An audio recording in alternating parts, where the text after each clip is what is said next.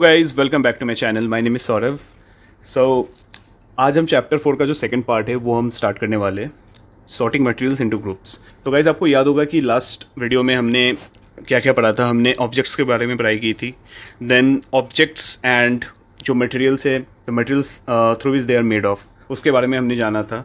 Then कुछ activities perform किया था हमने, एंड प्रॉपर्टीज़ ऑफ मटेरियल्स, जहाँ पे हमने अपीयरेंस एंड हार्डनेस, इन दोनों चीज़ों के बारे में हमने पढ़ा था। ठीक है, तो गाइज़ मुझे लगता है आप लोगों को ये समझ आ गया होगा, एंड अगर कोई कन्फ्यूजन हो तो आप कमेंट करके जरूर पूछ सकते हो। तो जल्दी से स्टार्ट करते हैं हम, इसका जो सेकंड एंड लास्ट पार्ट है। हमें स्टार्ट करना है अब सॉल्यूबल और इनसॉल्यूबल से। गाइज़ जैसे कि मैंने आपको अपीयरेंस के बारे में बताया था, हार्डनेस के बारे में बताया, as all this things are properties of materials. The next property is soluble और इनसॉल्यूबल।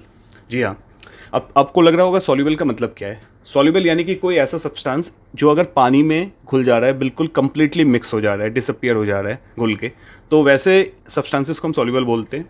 और इनसॉल्यूबल क्या होता है, जो नहीं घुल पाता है। ठीक है, तो अलग अलग मटेरियल से अलग अलग टाइप्स है। अब हमें ये देखना है कि कौन से मटेरियल्स है जो घुल जाते हैं एंड जो कौन से है जो नहीं घुल पाते। तो एक्टिविटी 4 हम परफॉर्म करेंगे। Let's start.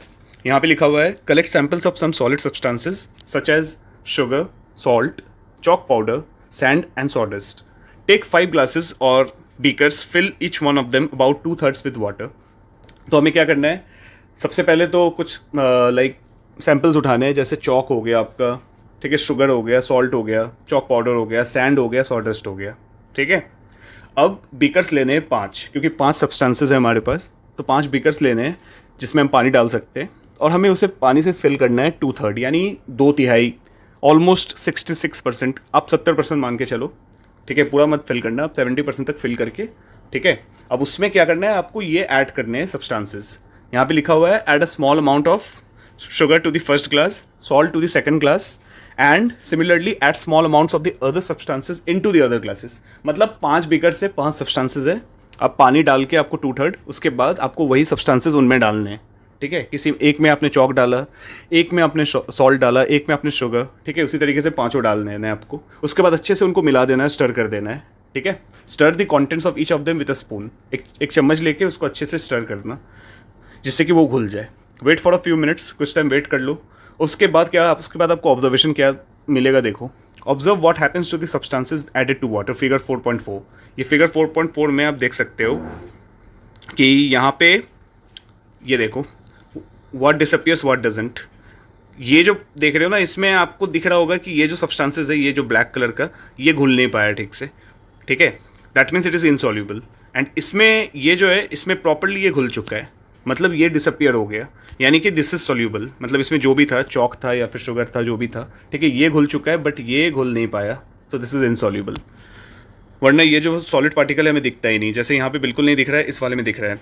ठीक है, तो दिस इज द ऑब्जर्वेशन। अब देखो यहाँ पे टेबल 4.3 में दिया हुआ है, सब्सटेंस इज सॉल्ट एंड यहाँ पे डिसअपियर्स इन वाटर और डज नॉट डिसअपियर। तो सॉल्ट में लिखा हुआ है डिसअपियर्स कंप्लीटली इन वाटर। आप खुद भी ट्राई करके देखो, नमक डालो, थोड़ी सी एक चुटकी नमक थोड़ा सा डाल दो पानी में, उसके बाद देखो कैसे घुल जाता है वो। ठीक है, ठीक उसी तरीके से चीनी भी घुल जाएगा, बट कुछ सब्सटेंसेज ऐसे हैं, जैसे सॉडस्ट हो गया या फिर चौक हो गया, वो नहीं घुल पाए शायद।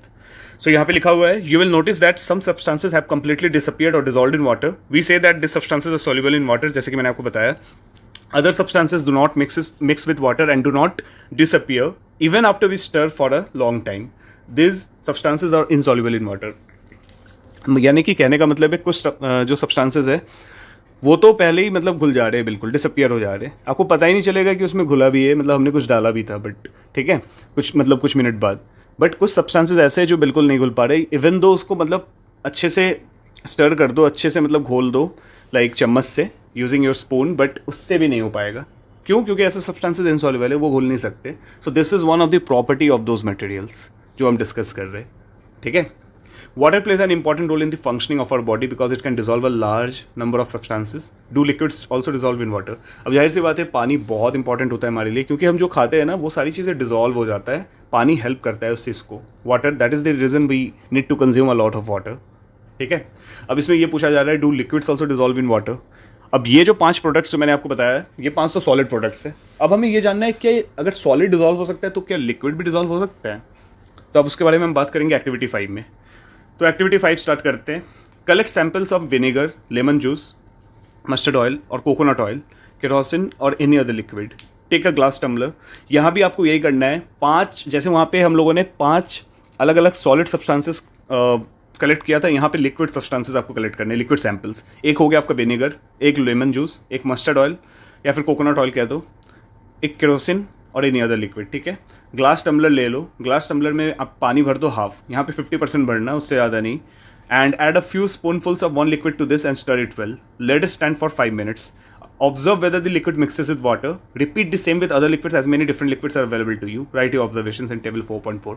यहाँ भी आपको सिमिलरली वैसे ही करना है जैसे हमने एक्टिविटी 4 में किया था। यहाँ पे भी आपको लिक्विड मिक्स कर देना है सब में थोड़ा थोड़ा, उनको अच्छे से स्टर कर देना है, कुछ टाइम छोड़ देना है, लाइक 5 to 7 minutes, 5 minutes ज़्यादा नहीं, 5 minutes तक छोड़ दो। उसके बाद ऑब्जर्वेशन देखो कौन से घुल रहे हैं और कौन से नहीं। अब यहाँ पे देखोगे जो विनेगर है ना, एक एग्जाम्पल दे रखा है, बाकी आप खुद भी ट्राई कर सकते हो। जो विनेगर है वो अच्छे से मिक्स हो जाएगा बिल्कुल, लेकिन विनेगर तो मिक्स हो जाएगा, लेकिन जो बाकी है उसमें से कुछ लिक्विड्स हो सकता है अच्छे से मिक्स हो पाए, कुछ नहीं भी हो पाए, ठीक है। जैसे मस्टर्ड ऑयल या फिर कोकोनट ऑयल, वो आप देखोगे केरोसिन, वो पानी के साथ बिल्कुल घुल नहीं पाएगा, वो फ्लोट करने लगेगा उसके जो पोर्शन है पानी के बिल्कुल ऊपर, ठीक है। ये आप खुद भी ट्राई करके देख सकते हो, बहुत इंटरेस्टिंग है। अब देखो नीचे क्या लिखा हुआ है, फिगर 4.5 में लिखा हुआ है, some liquids mix well with water while some others do not. जैसे कि मैंने आपको बताया, ये देखो, ये जो फिगर है, ये जो पहला कंटेनर है ना, इसमें ये अच्छे से घुल गया, जो भी लिक्विड था, फॉर एग्जांपल विनेगर था, ये अच्छे से मिक्स हो गया पानी के साथ, आपको पता ही नहीं चलेगा परख कि लाइक दोनों अलग अलग है।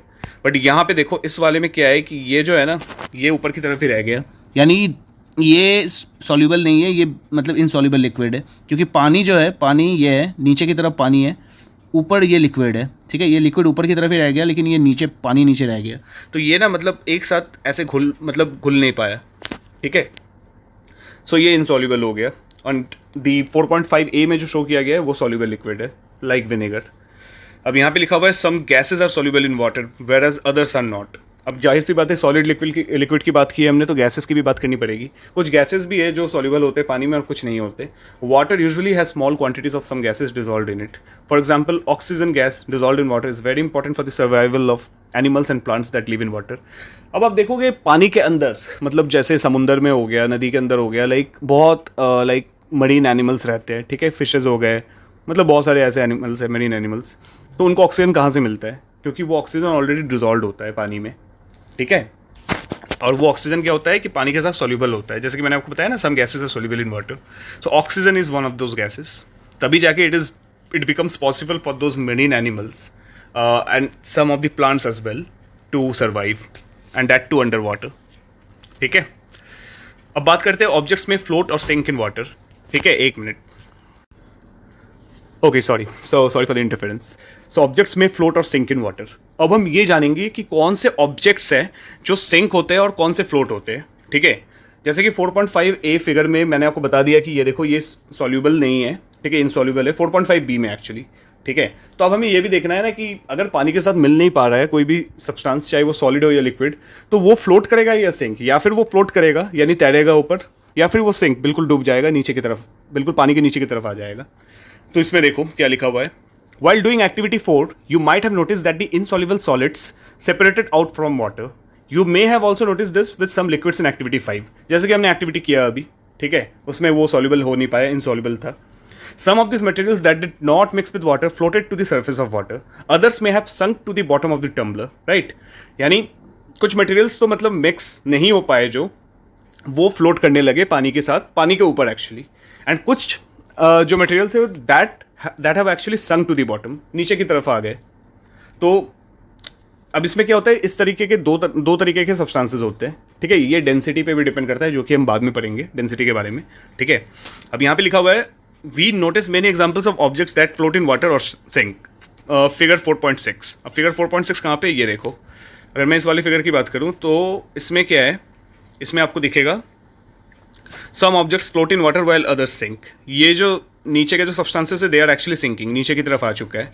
बट ये जो ऊपर के जो सब्सटेंसेस है ना, ये आप देखो, ये दे आर एक्चुअली फ्लोटिंग, ठीक है, दे आर फ्लोटिंग। एंड ये जो है दे हैव एक्चुअली संक, नीचे की तरफ आ चुका है। तो ये डिपेंड करता है प्रॉपर्टीज ऑफ मटेरियल्स के ऊपर कि भाई कौन सा सिंक करेगा, कौन सा फ्लोट करेगा, दैट डिपेंड्स, ठीक है। तो यहाँ पे लिखा हुआ है dried leaves fallen on the surface of a pond, a stone that you throw into this pond few drops of honey that you let fall into a glass of water. What happens to all this? अब आप खुद ये खुद try करके देखना और मुझे बताना कमेंट करके कि आपको क्या लगता है ये जो एक्टिविटीज़ जो यहाँ पे लिखा गया है, ये 3 चीज़ें जो यहाँ पे दी गई है, ये सब्सटेंसेस ये करने के, ये एक्टिविटी परफॉर्म करने के बाद फ्लोट होंगे या फिर सिंक हो जाएंगे. ठीक है, so you can comment and tell me. बूजो would like you to give him 5 examples each of objects that float and those that sink in water. What about testing these same materials to see if they float or sink in other liquids like oil? तो बूजो यहाँ पे बूजो ये जानना चाह रहा है कि आप इसमें से कौन कौन से मतलब ऑब्जेक्ट्स से जो सिंक होते हैं और कौन कौन से फ्लोट होते हैं. 5 एग्जाम्पल्स दे सकते हो, तो ये आप कमेंट करके मुझे बता सकते हो. ठीक है, बूजो जो नाम है that is only for fun, so that is वो कोई इंपॉर्टेंट नहीं है, बट आपको मेन एक्सपेरिमेंट के थ्रू हमें क्या ऑब्जर्वेशन देखने को मिल रहा है. ठीक है, दैट इज़ इंपॉर्टेंट. अब बात करते हैं ट्रांसपेरेंसी की. ट्रांसपेरेंसी का मतलब क्या होता है गाइज, कि क्लियरली हम कुछ चीज़ को देख पा रहे हैं या नहीं, किसी भी चीज़ को. ठीक है, कितना क्लियर है वो, हम उस पार देख पा रहे हैं या नहीं. तो अब हमें पढ़ना है ट्रांसपेरेंसी एंड 3 तरह के ऑब्जेक्ट्स होते हैं, that is opaque, transparent and translucent.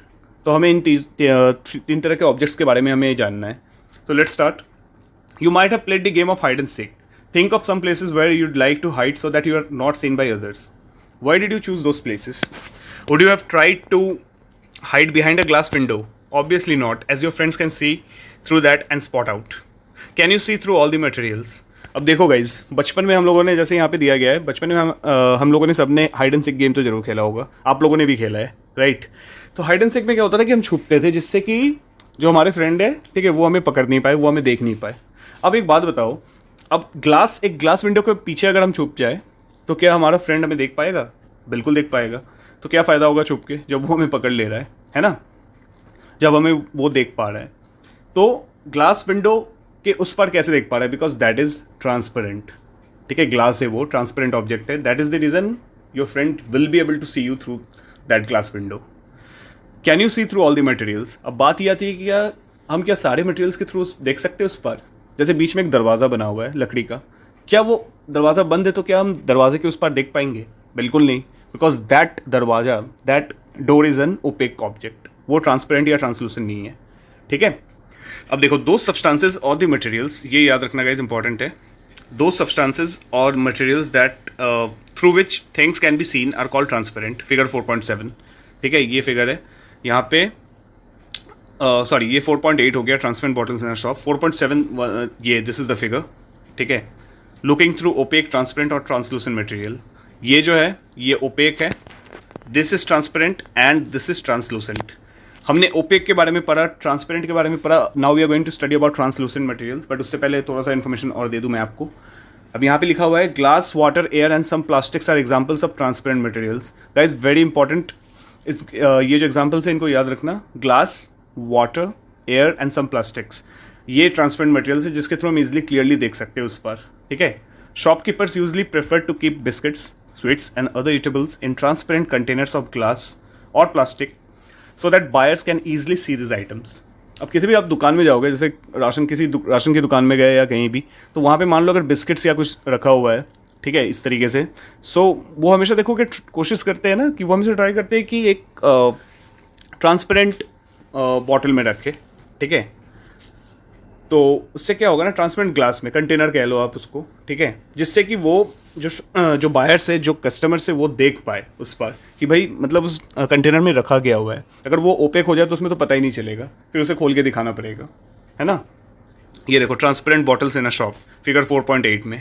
ठीक है, अब उससे हम देख पा लेंगे, मतलब अगर वो ट्रांसपेरेंट हो, ग्लास का हो, तो हम देख सकते हैं कि उसके अंदर एग्जैक्टली है क्या. So this is basically a transparent object. I guess आपको ट्रांसपेरेंट एंड ओपेक समझ में आ गया होगा. Opaque objects are those through which we cannot see anything and transparent objects are those through which we can see everything. ठीक है, अब बात करते हैं ट्रांसलूसेंट की. On the other hand, there are some materials through which you are not able to see. These materials are called opaque. ठीक है, opaque मैंने आपको बता दिया. You cannot tell what is kept in a closed wooden box, a cardboard cartoon or a metal container. Wood, cardboard and metals are examples of opaque materials. याद रखना guys, ये examples हैं. ये एग्जाम्पल्स है आपके wood, cardboard and metals, opaque objects के. Do we find that we can group all materials and objects without any confusion as either opaque or transparent? ये guys आप कमेंट करके बताना आपको क्या लगता है कि ये हो सकता है या नहीं. ठीक है, एक्टिविटी 6 परफॉर्म करते हैं. This is for the translucent material. Take a sheet of paper and look through it towards a lighted bulb. Make a note of your observation. Now put 2 to 3 drops of some oil and spread it on the sheet of paper. Look again towards the lighted bulb through that portion of the paper on which the oil has been spread. Do you find that the bulb is more clearly visible than before? But can you see clearly through the oiled paper? Is everything on the other side of it visible? अब देखो guys, इसमें क्या करना है, एक paper लो, ठीक है, एक पीस ऑफ पेपर लेके उसको बिल्कुल बल्ब की तरफ सामने रख दो एंड उस पार देखने की कोशिश करो जो लाइटेड बल्ब है, ठीक है, उस पेपर के थ्रू। क्या आपको दिखेगा? आप देख नहीं पाओगे ठीक से। अब क्या करो, उसी पेपर में, इसमें यहाँ पे लिखा जा रहा है कि इस पेपर में आप 2 से 3 ड्रॉप कोई भी ऑयल डाल दो, उसके बाद पूरे पेपर में स्प्रेड कर दो and then again try to look through that paper, उस बल्ब की तरफ देखने की कोशिश करो। इस बार आप देखोगे कि बल्ब थोड़ा सा, ज़्यादा नहीं बट थोड़ा सा मतलब क्लियरली दिखेगा आपको पहले के मुकाबले। बट क्या आप उस ऑयल्ड पेपर के थ्रू भी क्लियरली देख पाओगे? नहीं, बिल्कुल क्लियर नहीं हो पाएगा। क्यों? The materials through which objects can be seen but not clearly are known as translucent. Translucent objects कौन से हैं? ऐसे मटेरियल्स, ऐसे मतलब ऑब्जेक्ट्स आप कह सकते हो जिसके थ्रू हम देख तो सकते हैं बट ज़्यादा क्लियरली नहीं, ठीक है, थोड़ा सा आपको ब्लर्ड सा दिखेगा, ठीक है, धुंधला दिखेगा, आपको बिल्कुल क्लियर नहीं दिखेगा। वैसे ऑब्जेक्ट्स को हम ट्रांसलूसेंट बोलते हैं। Remember the oily patch on paper when we tested food items for presence of fats. आपको याद होगा, ये चैप्टर 1 में भी हमने किया था, ठीक है, when we were testing the food items for the presence of fats, मतलब उसमें फैट्स प्रेजेंट है या नहीं, तो उसमें भी हमने ये ऑयली पैच के बारे में डिस्कशन किया था, शायद आपको याद होगा। तो वो भी दैट वाज आल्सो ट्रांसलूसेंट, जिसके थ्रू हम क्लियरली देख नहीं सकते, देख सकते हैं बट बहुत ज़्यादा क्लियरली नहीं। Can you think of some more examples of translucent materials? तो गाइज, ट्रांसलूसेंट मटेरियल्स के बारे में आपको क्या लगता है, कौन कौन से और एग्जांपल्स होने चाहिए, ये भी आप कमेंट करके बताना मुझे, ठीक है। आगे बढ़ते हैं। ये देखो फिगर 4.9 में, does torch light pass through your palm, ठीक है। अब एक एग्जाम्पल है, ये छोटी सी एक्टिविटी फिर से परफॉर्म कर रहे हैं हम। We can therefore group materials as opaque, transparent and translucent. 3 तरह के मटेरियल्स हो गए, ओपेक, ट्रांसपेरेंट एंड ट्रांसलूसेंट। बहुत ईजी है गाइज, ठीक है, इनको बस समझना है, इनका कॉन्सेप्ट आपको क्लियर हो जाए तो आप इजीली कोई भी क्वेश्चन आ जाए एग्जाम में आप लिख दोगे, ठीक है। कोई भी डाउट हो तो बिल्कुल कमेंट करके पूछना मुझे। तो चलो आगे बढ़ते हैं। पहली suggest covering the glass of a torch with your palm at a dark place. Switch on the torch and observe the other side of the palm. अब इसमें पहली, जैसे बूजो था, अब पहली पूछ रही है इसमें क्या कि जो ग्लास ऑफ अ टॉर्च, ठीक है, टॉर्च आपने टॉर्च की लाइट जलाई आपने, उसके जो ग्लासेस है वहाँ पे बिल्कुल अपना हाथ रख दो, पाम रख दो, ठीक है। फिर उसके बाद टॉर्च को स्विच ऑन करो, उसके बाद आप अपने पाम के उस साइड देखो। She wants to know whether palm of your hand is opaque, transparent और लूसेंट। अब वो ये जानना चाह रही है कि आपका जो ये हाथ है ना, पाम जो आपने बिल्कुल टॉर्च के ग्लास के सामने रख दिया, वो आपका ओपेक है, ट्रांसपेरेंट है या फिर ट्रांसलूसेंट है, ठीक है। She wants to know. We learned that materials differ in their appearance and the way they mix in water or other liquids. ठीक है, they may float or sink in water or may be transparent, opaque or translucent. Materials can be grouped on the basis of similarities or differences in their properties. अब हमने ये तो पढ़ा कि transparent क्या होता है, ओपेक क्या होता है, ट्रांसलूसेंट क्या होता है, एंड जो मटेरियल्स होते हैं वो बिल्कुल डिफर करते हैं उनके अपीयरेंस में, एंड अलग अलग तरीके से, जैसे वो कौन से वाटर, कौन से लिक्विड के साथ मिक्स हो सकते हैं एंड कौन से लिक्विड के साथ नहीं, ठीक है। और मटेरियल्स को अलग अलग ग्रुप मतलब ग्रुप किया गया है। लाइक कुछ मटेरियल्स ऐसे होते हैं जो लाइक ट्रांसपेरेंट होते हैं, कुछ ट्रांसलूसेंट होते हैं, ओपेक होते हैं, जैसे कि मैंने आपको बताया, एंड उनकी प्रॉपर्टीज़ भी अलग होती है, बीट हार्डनेस, बीट अपीयरेंस और बीट सॉल्युबिलिटी, ठीक है, सॉल्युबल है या इनसॉल्युबल है, उसके अकॉर्डिंगली हम ग्रुप करते हैं, हम एक अलग अलग ग्रुप में डिवाइड कर देते हैं ऑब्जेक्ट्स को, मतलब जो भी मटेरियल्स है। अब इसके बस यही लास्ट रह गया इस चैप्टर का, that why do we need to group materials, क्यों, क्या मतलब इंपॉर्टेंस है उसका। तो ये एक बार आप भी रीडिंग डाल लेना, ठीक है, मैं भी आपको बता देता हूँ। In everyday life we often group materials for our convenience, simple है, अपने कन्वीनियंस के लिए, ठीक है, जिससे कि हमें ईजी हो जाए। At home, we usually store things in such a manner that similar objects are placed together. Such an arrangement helps us to locate them easily. ठीक है. Similarly, a grocer usually keeps all types of biscuits at one corner of his shop, all soaps at another, while grains and pulses are stored at some other place. अब जाहिर सी बात है, मान लो एक दुकान में गए आप, ठीक है, एक राशन की दुकान में गए, जहाँ पे आपने देखा, नॉर्मली हम देखते हैं जितने भी सोप्स या फिर डिटर्जेंट्स के सामान होते हैं वो एक तरफ होते हैं, बिस्किट्स वगैरह जितने ईटेबल्स होते हैं वो एक तरफ होते हैं, उसके बाद जो राशन होते हैं, मतलब जैसे चावल हो गया, दाल हो गया, ठीक है, ये सारी चीज़ें एक जगह होती है। अब जो कुछ कॉस्मेटिक्स के अगर सामान है अगर उस दुकान में, तो वो एक साइड होंगे, ठीक है। अब मान लो गाइज इन सारी चीज़ों को एक साथ अलग अलग ग्रुप में डिवाइड नहीं करके अगर एक साथ मिक्स कर दिया जाए तो कितना अजीब सा लगेगा ना। अगर कोई कस्टमर आएगा तो फिर उसे ढूंढना पड़ेगा कि भाई कहाँ पे क्या है। अगर सबके अलग अलग सेक्शन बने हुए तो कितना ईजी हो जाता है। ठीक उसी तरीके से आपने अपने घर में देखा होगा, मम्मी को देखा होगा काम करते हुए किचन में, तो आपके जो जितने भी जैसे ग्रेन्स है, पल्सेस है, वो एक तरफ होंगे, बिस्किट्स वगैरह एक साइड में होंगी, वेजिटेबल्स अलग से स्टोर होगा, ठीक है, फ्रूट्स अलग से स्टोर होगा। तो उसी तरीके से ये ग्रुप किया जाता है। This is the reason why we need to group the materials, ठीक है। So this was all about this chapter. अब यहाँ पे एक और लास्ट पैराग्राफ में लिखा हुआ है, there is another reason why we find such grouping useful. Dividing materials in groups makes it convenient to study their properties and also observe any patterns in these properties. We will study more about this in higher classes. अब higher class में हम इससे ज़्यादा पढ़ने वाले हैं जब हम क्लास 7th की पढ़ाई करेंगे, ठीक है। सो हम और भी डिटेल्स में पढ़ने वाले हैं इनको। तो अभी के लिए आप ये जानो कि मटेरियल्स क्या होता है, उनको कैसे ग्रुप में डाला जाता है, क्यों डाला जाता है, उनकी प्रॉपर्टीज़ क्या क्या होती है, कौन कौन सी प्रॉपर्टीज़ है, एंड सॉल्युबिलिटी इनसॉल्युबिलिटी क्या होता है। थ्री टाइप्स ऑफ ऑब्जेक्ट्स, जो ओपेक, ट्रांसपेरेंट एंड ट्रांसलूसेंट है, वो ऑब्जेक्ट्स क्यों मतलब ओपेक होते हैं, ट्रांसपेरेंट होते हैं, एंड उनका क्या सिग्निफिकेंस होता है, उनके एग्जाम्पल्स क्या क्या है। ये सारी चीज़ें आप दोबारा पढ़ो चैप्टर को, बहुत ईजी है। कुछ भी अगर प्रॉब्लम हो तो आप कमेंट करके जरूर बताना, ठीक है। So this was all about this chapter. Next video में we will discuss about the solution of this chapter, ठीक है। सो आई गेस आपको ये वीडियो अच्छी लगी होगी तो please like, share and subscribe कर देना ज़्यादा से ज़्यादा, जितना ज़्यादा हो सके, जिससे कि मैं आपको और भी ऐसे वीडियोस आपके सामने लेके आ पाऊँ, ठीक है। So that would be really helpful for you as well. So अभी के लिए इतना ही, एंड तो till then stay safe, take care, bye bye.